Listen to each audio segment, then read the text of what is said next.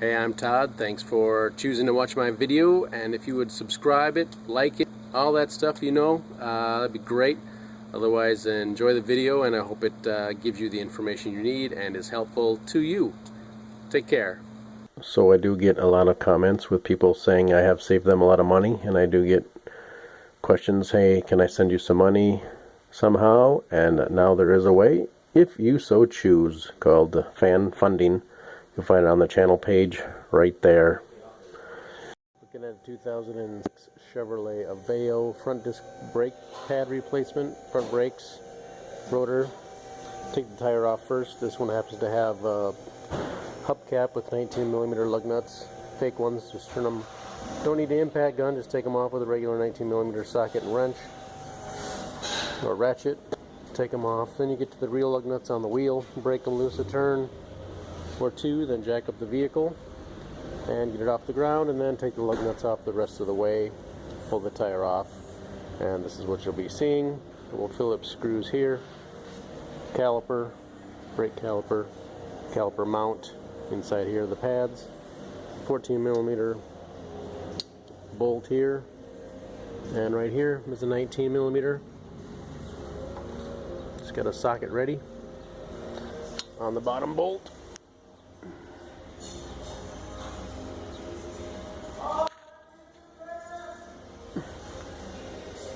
And actually you can probably break this bolt loose down here, and then you can pivot on this and just pivot everything up. Don't really need to take both out. So, and here's some of the tools there. You saw my sockets. You got a ratchet, air ratchet, 19mm on my impact gun. You can use one of these, that's maybe a 1/2 inch.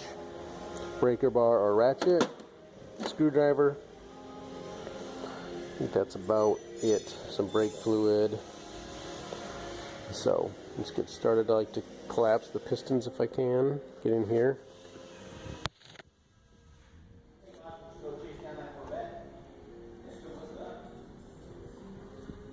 I have taken some brake fluid out of the master cylinder, so I'm not pushing fluid out and onto the floor. So we've collapsed it pretty much.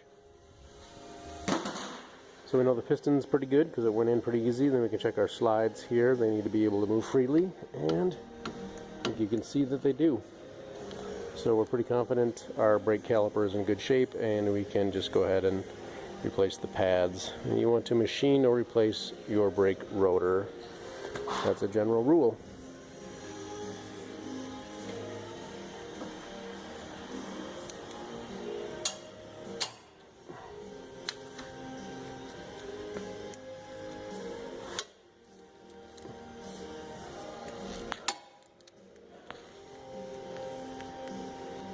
Just like that. As I mentioned, taking it out, pretty easy. You can roll this up if we want to. I see it's being held in place here. We can pull it out, but in fact I will end up taking this other one out just because I can.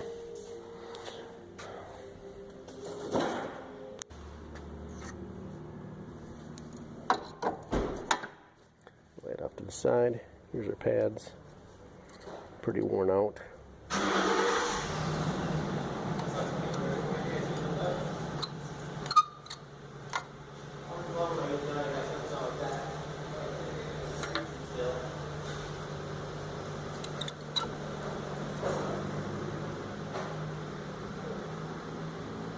Pretty thin, not quite touching the squealer yet. This is a brake squealer. It'll make noise when you're rubbing on the rotor,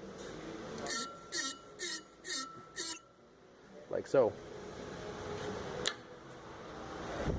And then we got a 19mm, so again, everything is left to loosen. We'll take this bolt out and this bolt out.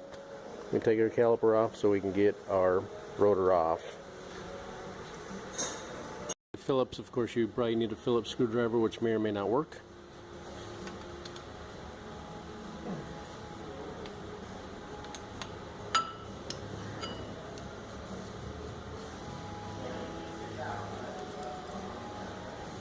That worked well. Otherwise, also sometimes you need what's called the impact driver. The Phillips bit on this tool here,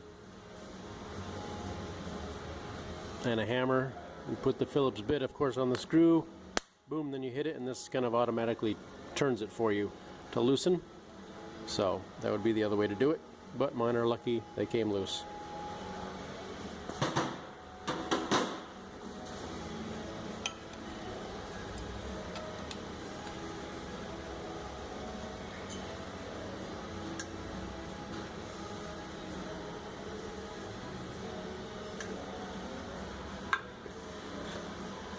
There was some Loctite on this, makes the bolts a little tougher to come out. Just be aware of that. For the lug nuts, you can go, or not the lug nuts, but the brake caliper mounting. So we've had plenty of luck just using it like it is without using Loctite anymore. You can if you want. Blue Loctite. Get it at your local hardware store if you'd like. Then the rotor should slide off. You can see it's loose. If it doesn't, you probably tap it on the side with a hammer a few times. It should loosen up and come off. That's the basic disassembly of your brakes. Looks like maybe the piston can collapse a little further. You can use a C-clamp or a channel locks. C-clamp, large channel locks.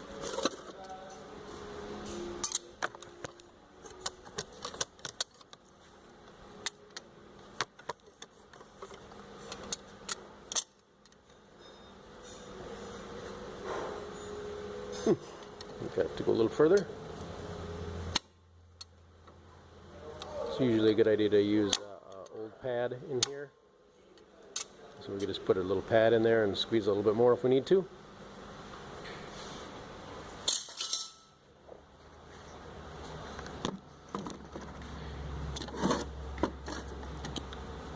And take these out. These slide really well, but we're going to just take them out and put just a little more caliper slide lube on them if we need to. Just put a little bit on the end and stick it back in. But you can see they move pretty darn well, so we're good. And then these, you can either get new metal pieces, just kind of come out usually. It's just a friction fit. You can clean these up really well, or you might get new ones with your brake pads.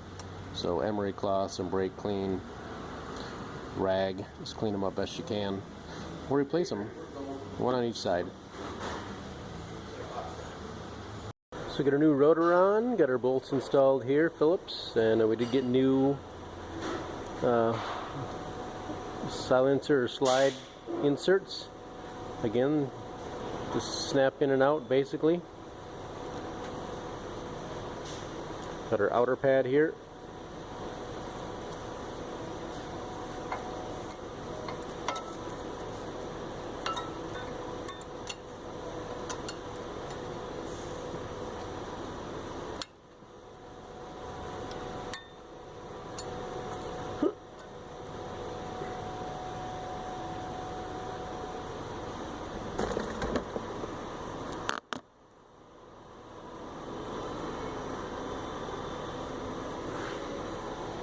Might grab with my finger maybe and hold that back a little bit there.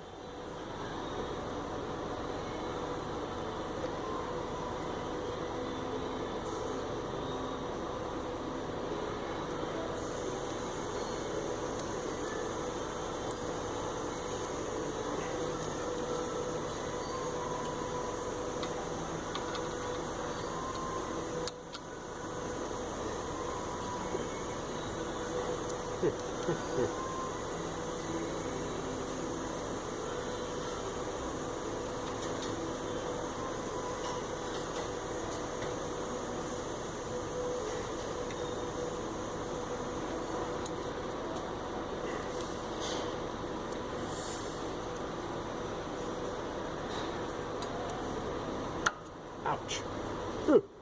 Got it.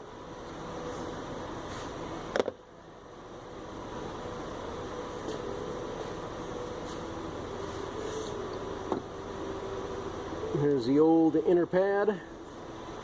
Got the mark for the piston. New one.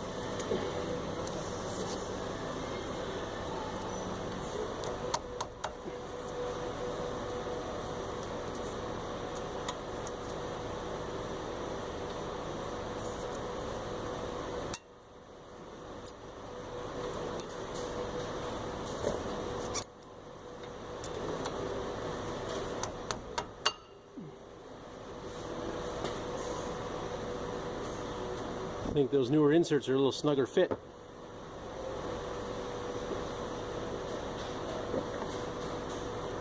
Right in the channel, I think it's a little tighter fit right there. But there we are.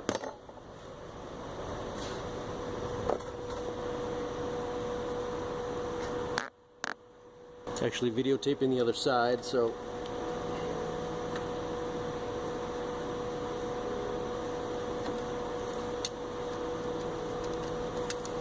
just need to collapse this a little bit more. That's all the way.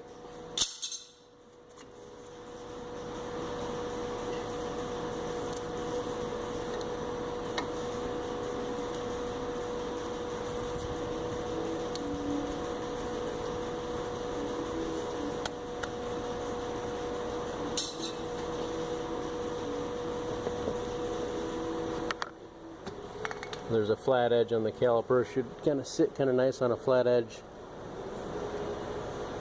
on the caliper in here, down there as well.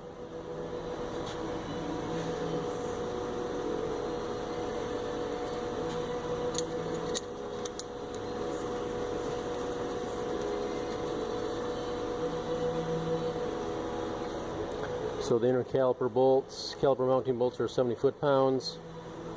And these are less. The 20 foot-pounds.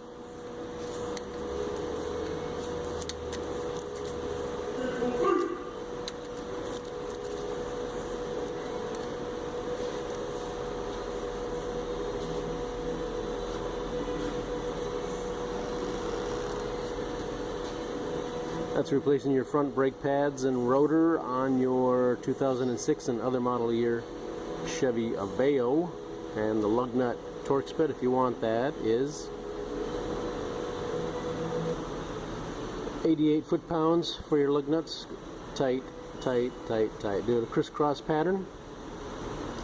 And as I will be mentioning, to pump your brakes up, and then we'll check the master cylinder. Brake master cylinder, it usually has a maximum. Right there's a maximum right there and a minimum down below. And here's the cap, just kind of screws on, has threads. Use .3 brake fluid. Of course, I suck some out. We have a machine we can suck fluid out, so that's what I did. But you can use a clean rag, or if you have like a turkey baster, you can maybe suck some out. Because when you collapse the pistons, the fluid will back up into the master cylinder. So be aware of that, just so it's not spilling out. So we're at a decent level there, below maximum. When we collapse the pistons, it'll probably come up to a nice level. Just screws on and off, but that's where we're at with the master cylinder. So when you're done with your brake job, pump the brakes a few times to set the brake pads and calipers, put everything in its normal spot. Check your fluid, top it off as necessary, or take some out. And then you should be done on your brake job on your Chevy Aveo and other model years and makes, because this is a very basic disc brake setup. Bolt sizes might change, but that's really about it. Good luck to you.